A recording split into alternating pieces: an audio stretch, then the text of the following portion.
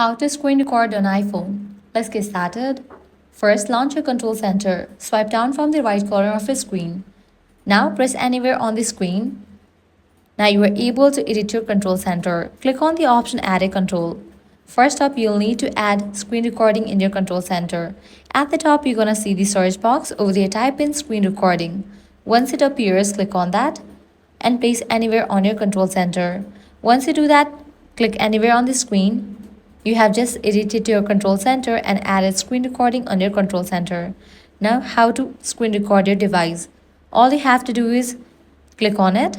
Countdown will start. If you want to enable microphone, press and hold on it. You're gonna get the option of microphone. From there, you can easily enable or disable it by tapping on it. Once you do that, your screen recording will start. And if you want to pause it, what you want to do is click on the screen recording icon again.